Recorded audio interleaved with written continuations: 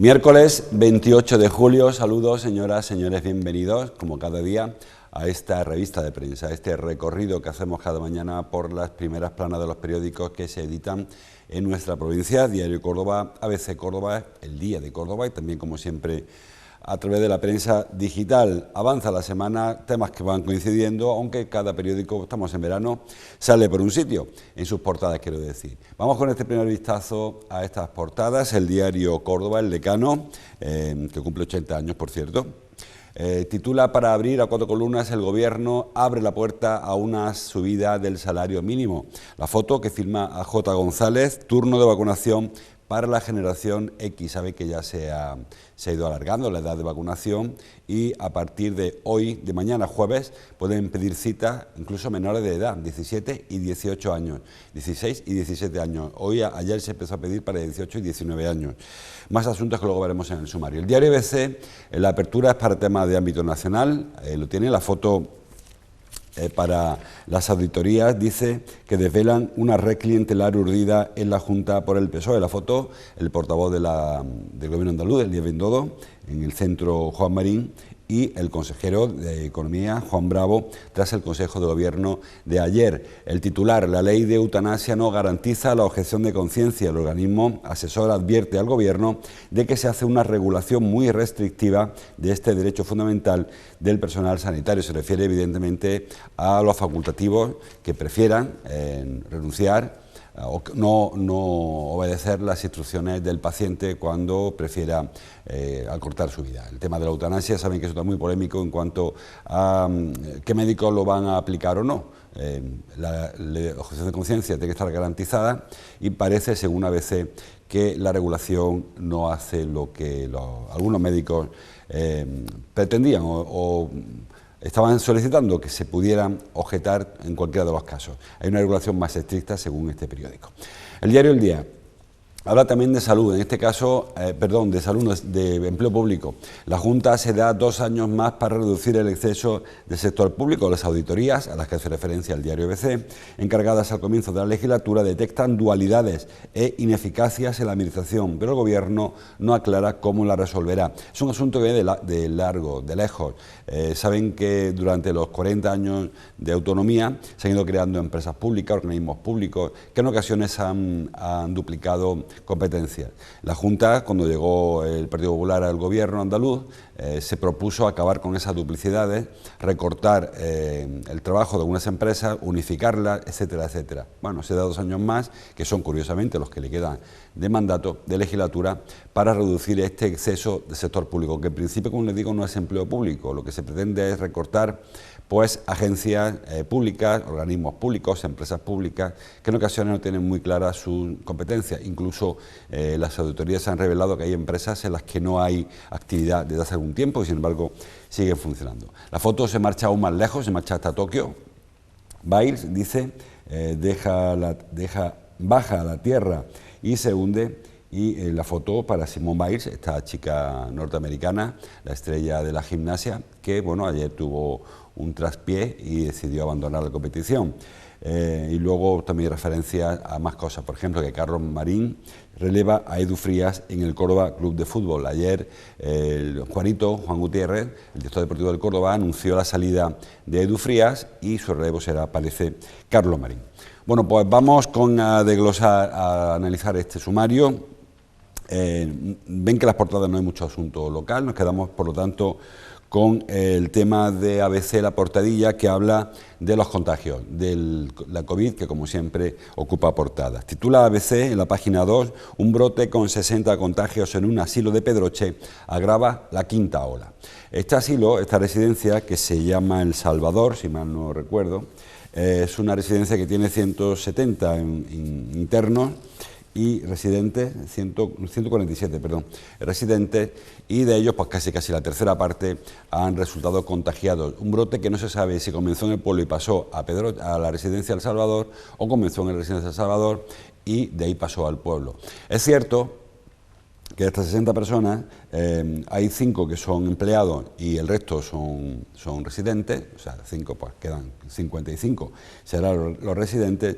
Ninguno de ellos ha requerido hospitalización, es más, la inmensa mayoría son asintomáticos. Hay algunos que están sufriendo algunos síntomas leves, como si fuese un resfriado, y están aislados en la propia residencia. Ninguno, repito, ha requerido hospitalización. Entonces la situación es de preocupación, lógicamente, pero no de alarma.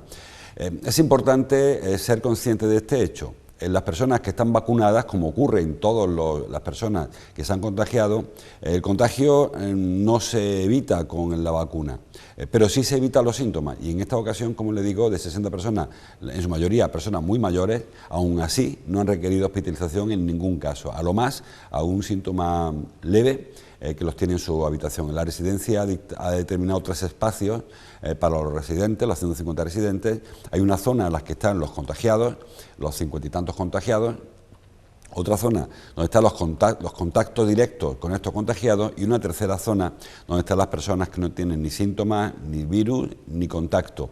Es decir, que dentro de la gravedad, de la preocupación, son personas mayores, el grupo más vulnerable, hay bastante tranquilidad. Hay que decir que Pedroche, a consecuencia de este repunte, Pedroche es una población, tiene una población pequeñita, 1000 y pico habitantes, creo que son los 1400 habitantes, la tasa se ha disparado, la tasa es la segunda más alta de Andalucía, está en 5.600 casos por 100.000, una tasa disparada. En Córdoba estamos en 400 y pico, 540 creo que es el caso de la capital ahora. Es decir, que está multiplicando por 10, pero repito, hay que también ponerlo en referencia a la población, que son solo 1.482 habitantes. Hoy hay una nueva evaluación por parte de los comités provinciales, comités territoriales, el de Córdoba también, de salud pública de alto impacto, donde se determinará qué municipios, si hay alguno, va a entrar en la situación de toque de queda. Hasta ahora solamente hay 4 municipios en toda Andalucía que supera la tasa de 1.000 casos por 100.000 habitantes, teniendo a su vez más de 5.000 vecinos. Uno de ellos está en Córdoba, que es Montoro. Saben que en las últimas semanas ha estado Villanueva ahí entrando y saliendo, también Pozo Blanco. Villanueva ha bajado de los 1.000, Pozo Blanco también, y solo Montoro, lo he visto en algún periódico, solo Montoro ahora mismo en Córdoba está por encima de esta cantidad, de estos 1.000 casos por 100.000 habitantes. Los otros 3 municipios están en la provincia de Málaga. Uno de ellos es Málaga Capital, que está por encima de los 1.000 casos y tiene, lógicamente, bastantes más de 5.000 habitantes. El segundo es Marbella, que también está en la misma situación, y el tercero es Estepona. 3 municipios muy turísticos, en esta época sobre todo, y habrá que ver cómo digiere y cómo gestiona la Junta esta situación, porque yo personalmente, ahí me tiro a la piscina, dudo muchísimo, que la Junta vaya a decretar cierre perimetral de Montoro, o sea, de Marbella, de Estepona o de Málaga, que ordene toque de queda en Marbella, Estepona o Málaga. Entiendo, y ahí el argumento de la Junta ya se ve desde lejos porque se ha utilizado en otras ocasiones, que en este momento la población de Marbella es muy superior a la que marca el censo, con lo cual los 1.000 casos que tienen de incidencia tampoco corresponden a la realidad. Es decir, si se presentan, como en el caso de Pedroche, 80 contagios sobre 1.400, da una cantidad, pero si la población no fuera 1.400, sino que se hubiera duplicado o multiplicado por 3, como ocurre probablemente en Marbella o en Estepona o incluso en Málaga, el porcentaje baja, y esa ratio de 1.000 casos por 100.000 es probable que no se cumpla a consecuencia de la superpoblación puntual que en este momento está sufriendo, como todo verano, la Costa del Sol. En fin, está por ver. Hoy, esta tarde, los comités territoriales, tanto el de Córdoba como el de Málaga, como el de las otras 6 provincias andaluzas, determinarán qué municipios están por encima de las ratios para establecer un cierre perimetral, un cese de actividad y un toque de queda, que las 3 medidas son las que llevan aparejadas el superar los 1.000 casos por 100.000. Y repito, dudo mucho que el Comité Territorial de Málaga ordene el cierre perimetral de Málaga o Marbella, el cese de actividad de Málaga o Marbella y el cierre perimetral de esas localidades, porque, como saben, están ahora mismo en pleno auge económico, y yo soy muy escéptico en ese sentido. Montoro es probable que por las mismas circunstancias caiga en el mismo saco y se libre del cierre perimetral, en cualquier caso, y del toque de queda. En cualquier caso, recordemos que el toque de queda es mucho más liviano ahora de lo que ocurrió el pasado invierno, sería de 2 de la madrugada a 7 de la mañana, aunque es verdad que las 2 de la madrugada hoy en Marbella pues es una hora que no son las 2 de la madrugada de febrero, sino que bastante más actividad en la calle. Habrá que ver cómo evoluciona este asunto. Hablando de la COVID, la foto del diario Córdoba, la foto que hemos visto antes, que firma González, AJ, habla de la vacunación que se extiende a los menores. Como le decía, ayer martes comenzaron a pedirse citas, pudieron pedir citas, jóvenes de 18 y 19 años. Y mañana jueves podrán hacerlo los jóvenes casi adolescentes de 16 y 17 años. Es decir, que va avanzando bastante bien la vacuna. Aquí vemos un grupo de chicas que ya se pusieron su primera dosis y se hicieron su selfie, que para eso tienen la edad que tienen, para subirlo al Insta.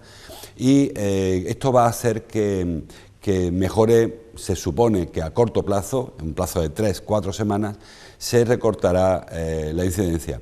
También se está planteando utilizar la vacuna de Janssen, que son vacunas, como saben, monodosis, para personas de más de 40 años, para acelerar también el proceso. Hay grupos de población que sigue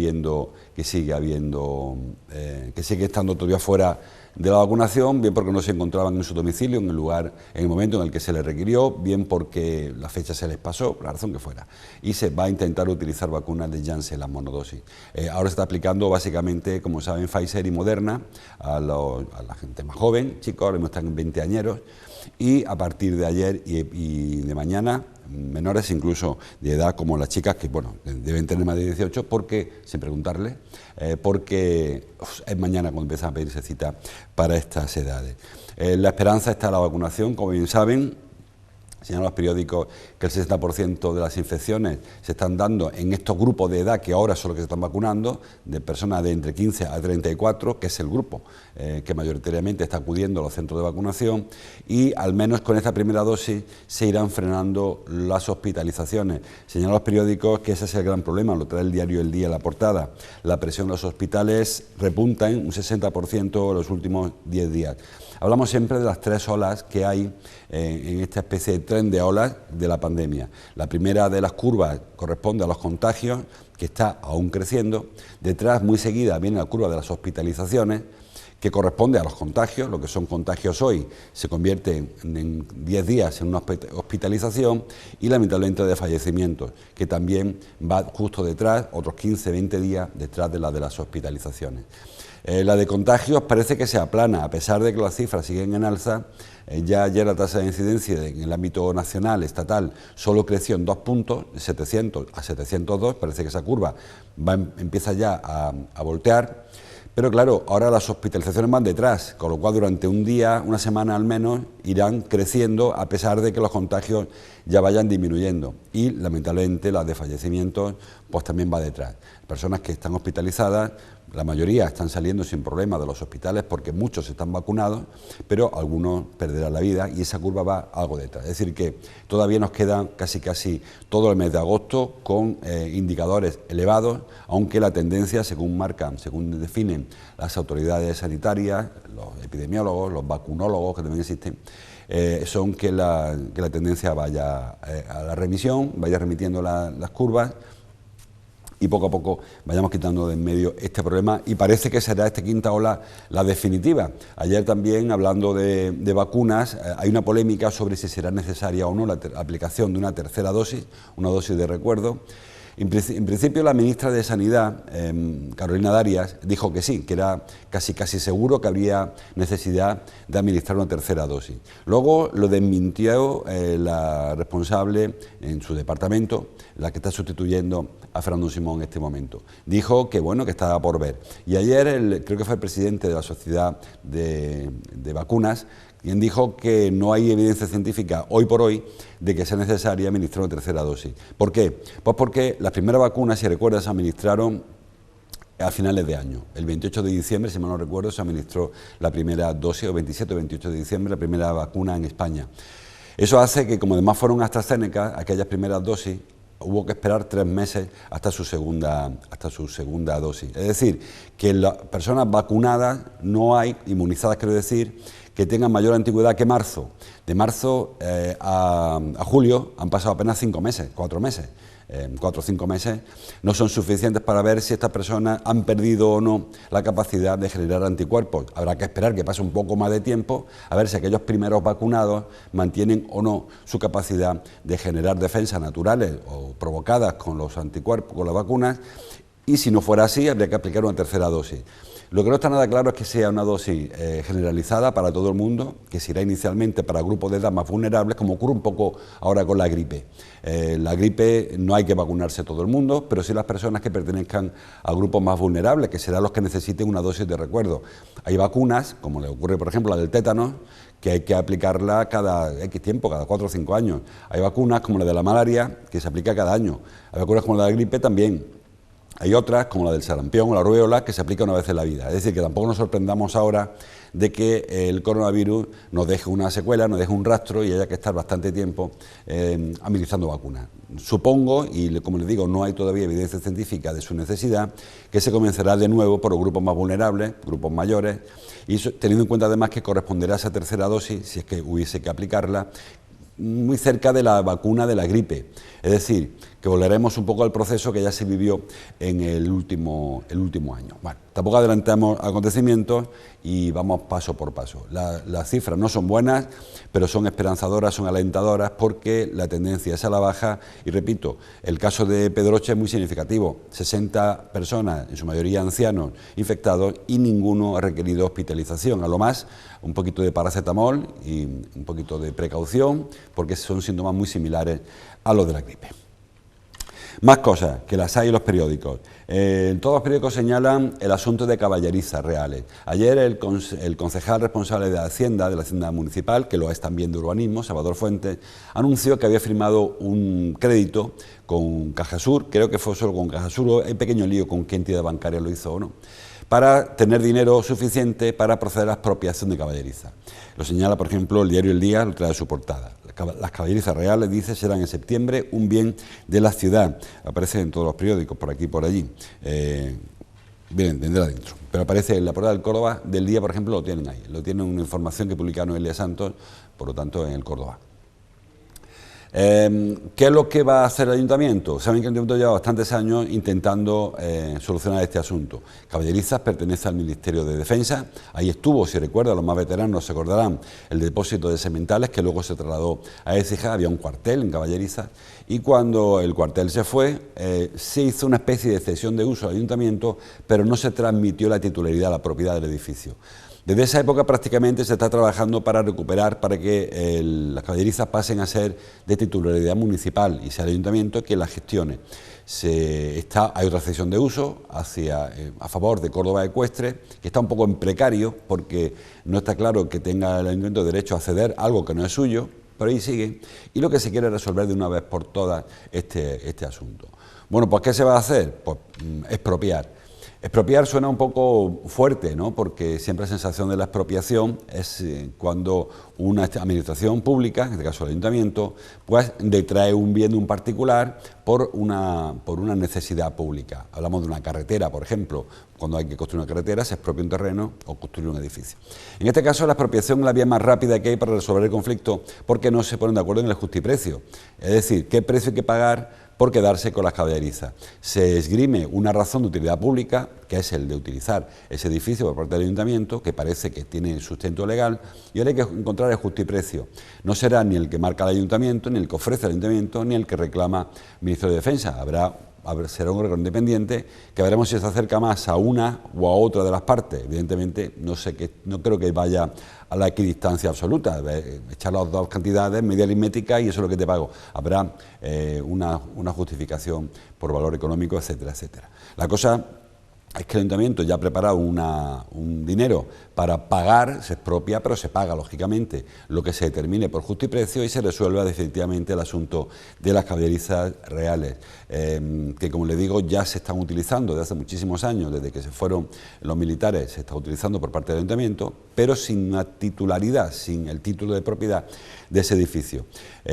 Ahora, a partir de que sea de propiedad municipal, septiembre, se procederá, no sé si mediante un concurso o mediante una cesión de uso, a ponerlo a disposición de una asociación o de una empresa, se supone que será para Córdoba Ecuestre, para que mantenga su actividad ecuestre, con los espectáculos que está habiendo ahora y alguna otra actividad. Saben que la intención del ayuntamiento era reservarse para sí la galería superior como una especie de museo, que yo entiendo que más que por un interés puramente cultural o de prestación de servicios, será para no ceder el edificio en su totalidad, para mantener un espacio de titularidad pública, municipal, y sin mantener al menos esa apariencia de que el edificio no se cede por completo a una entidad privada, como sería el caso de Córdoba Ecuestre, que parece que lleva más papeletas, o incluso alguna empresa pública que quisiera explotarlo comercialmente. Ya se habló, si recuerdan, en el anterior concurso, vinieron empresarios, pues a una explotación legítima de un espectáculo ecuestre, su cafetería y lo que dé de sí aquello, su tienda de recuerdos, lo que fuera aquello. Es decir, que hay posibilidad de explotación. Perdón, el primer paso es que haya titularidad municipal y el segundo será cederlo a la empresa que vaya a encargarse de eso. Bueno, más cosas, que las hay en los periódicos. Hablan los periódicos de un caso curioso, un caso escandaloso en Guadalcázar. Lo trae, por ejemplo, el diario ABC, la portadilla, titula "Denuncian al juez", o ante el juez, hubiera escrito yo, a la edil de turismo de Guadalcázar por quedarse con 4.153 euros de viaje. Saben que en Guadalcázar hubo una situación extraña, por cuanto el ayuntamiento, el alcalde de Guadalcázar, expedientó al concejal de Hacienda, que se llama el hombre Domingo Reina, y que fue expedientado en este proceso de las primarias del PSOE, donde hubo algún que otro lío. Bueno, pues con el argumento de, se le acusaron de escuchas ilegales, de revelación de secretos, lo expedientaron. Y ahora este hombre, el que fuera concejal de Hacienda del Ayuntamiento de Guadalcázar, ha denunciado a su vez a la concejal de turismo, bueno, turismo más cosas, de cultura, festejos, turismo y servicios sociales, que se llama Rosario Alcaide. Él dice que esta mujer estaba cobrando en mano los viajes que organizaba su delegación, la de turismo, para personas del pueblo, actualmente personas mayores, que hacían viajes de estos cortitos a la playa. Un viaje, hay varios viajes, hay hasta 9 viajes, Benalmádena, El Palo, en Málaga, Torremolinos, y luego viajes por la provincia de Córdoba, el turismo rural, Zuero, Villanueva de Córdoba, Cardeña. También vinieron a la capital, a la Feria del Municipio, fueron a Antequera y a Mollina. Bueno, pues según parece, esta mujer, ese dinero que recibía para los viajes, en lugar de ingresarlo en la cuenta, se lo quedaba a ella, que yo entiendo que quien pagara por el viaje, porque estos son del año 2019, no sé cómo ha salido este asunto ahora, no sé cuál es exactamente, porque se le acusa de apropiación indebida. No sé si se quedó con una parte, se quedó con unos beneficios, porque no queda claro la información que publican los periódicos. La cosa es que el antiguo concejal, compañero suyo, compañero de equipo de gobierno, el concejal de Hacienda, ha denunciado a la concejal de Turismo y se ha ido a Posadas, al juzgado de Posadas, corresponde Guadalcázar, para interponer esa denuncia. Habrá que ver cómo avanza. Hay acusaciones un poco más fuertes, ¿no? En el sentido de que dice que él advirtió al alcalde de que había algo raro y le dijo: mira, mejor que no lo haga esta mujer porque ya es reincidente. No sé qué significa eso. Eso aparece en la denuncia que se interpuso ante el juzgado de guardia de Posadas, que es el que corresponde, repito, el ayuntamiento el partido judicial al que pertenece Guadalcázar. Bueno, más cosas que aparecen en los periódicos. Una información que publicábamos avanzando, que publica el diario Córdoba en su portada, en el cintillo de apertura.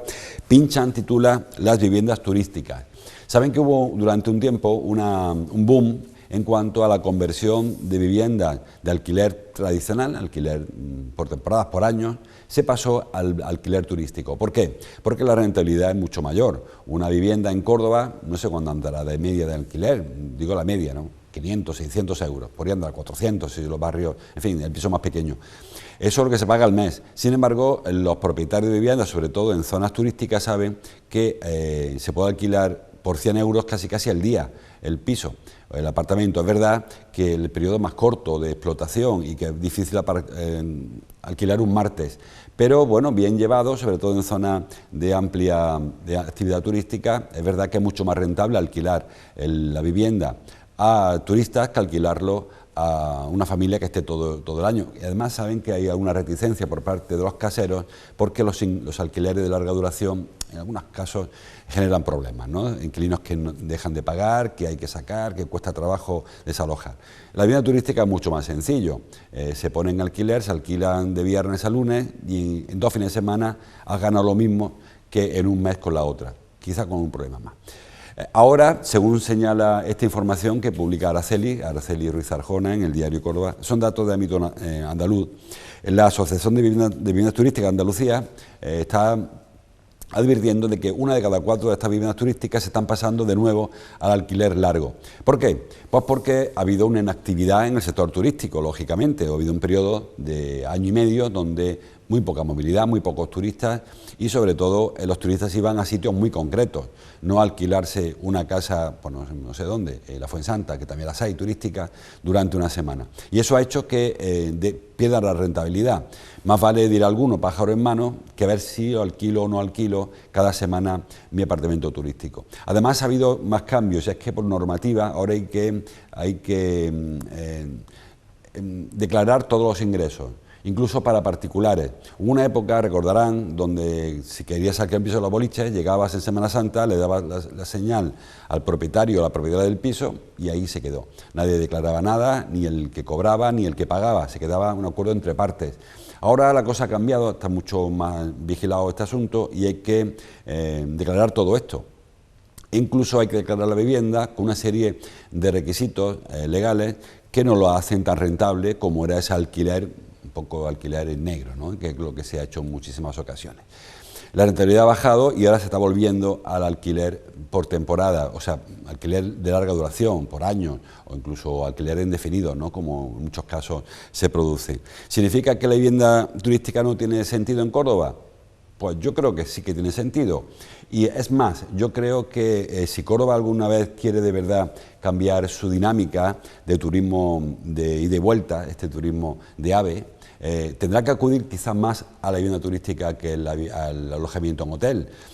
Si la gran diferencia que tiene Málaga, por ejemplo, y Córdoba en cuanto a las pernoctaciones, es que la gente va a Málaga a pasar mínimo una semana. Bueno, hay quien pasa un fin de semana, pero lo lógico es que ya que vas a la playa, con sus 5 o 6 días lo eches. Cuando vienes a Córdoba, con los precios sobre todo de algunos hoteles, pues la gente viene el sábado por la mañana, duerme una noche y se va el domingo por la mañana, con una sola pernoctación. Creo que el alojamiento en hotel invita a esa rotación continua del turista y hace que sean viajes mucho menos rentables.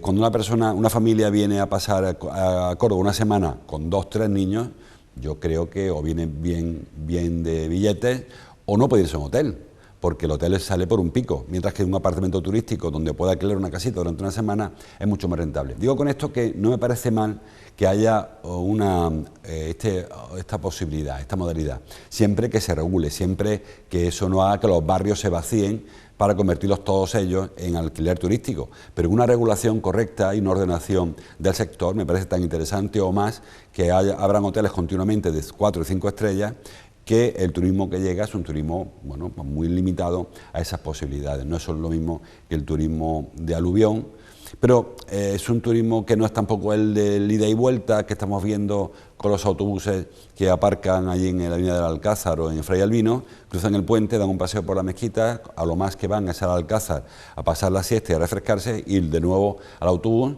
y a Granada o a Sevilla o a Málaga, que es donde están pernoctando y donde se están dejando el dinerito. Así que no veo mal que haya viviendas turísticas, lo que sí me parece que hay que ordenarlas y que no haya este descontrol, cada cual haga de su capa un sayo. Y ya para terminar, noticia deportiva, las hay. Hoy se presenta, hemos hablado de que Carlos Edu Frías, bueno, de que Juan Gutiérrez ayer anunció que Edu Frías se va a la Cultural y que estaban trabajando en un nuevo portero. Bueno, parece, según El Día, que es Carlos Marín, no, publica más periódicos, que Carlos Marín, El Día lo trae en la portada. Es el sustituto y que tenemos ya portero. Al margen de ese asunto, trae Cordópolis hoy un tema que ya había run en la calle de hace algunos días, algunas semanas, y es que Carlos González ya tiene marca para su nuevo proyecto deportivo. Se llama San Álvaro de Córdoba, Club de Fútbol. A los más veteranos recordarán el nombre, porque el San Álvaro fue el equipo que en su día originó al Córdoba. El Córdoba se fundó en el año 54, si no mal no recuerdo, y en el 51 el San Álvaro de Córdoba era el equipo líder en la ciudad, que se fusionó con el Deportivo Córdoba para crear, absorbió directamente el Deportivo Córdoba al San Álvaro, se quedó con los derechos federativos y fue el germen del actual Córdoba. Bueno, parece que Carlos González necesita un club porque está, como saben, inmerso en una situación compleja en cuanto al concurso de acreedores, con muchas deudas, necesita una unidad productiva donde amparar, donde refugiar sus deudas.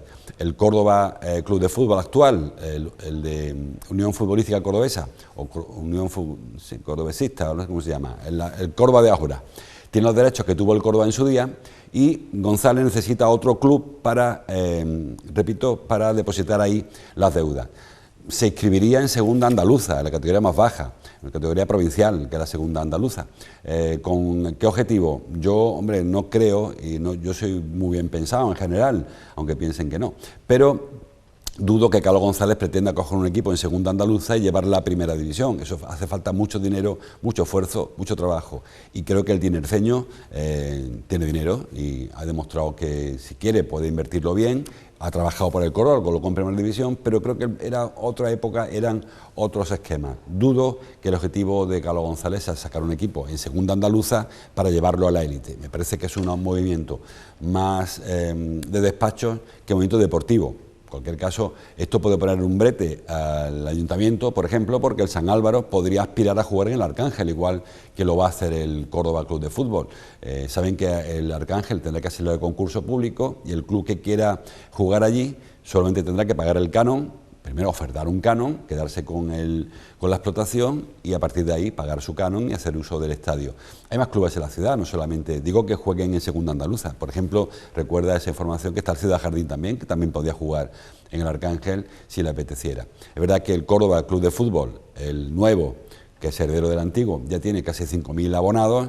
El San Álvaro Club de Fútbol, no sé para qué querría un campo tan grande, sino más para allá que para meterle el dedo en el ojo a los de Infinity. En fin, habrá que ver cómo evoluciona, pero por ahora lo que sabemos es que este movimiento de Carlos González, del que se hablaba ya hace tiempo, pues ya ha generado la constitución de un club con un nombre histórico, sobre todo para personas más mayores, el San Álvaro Club de Fútbol, San Álvaro de Córdoba Club de Fútbol, que vuelve a escena. Hasta aquí llegamos, se nos va el tiempo como siempre. Les invito a que como cada día sigan profundizando en la información, que entren en el internet, que bajen al kiosco, compren un periódico y que oigan la radio y por supuesto que vean la televisión. Mañana seguimos hablando de la prensa de Córdoba. Hasta entonces, como siempre, gracias por su atención.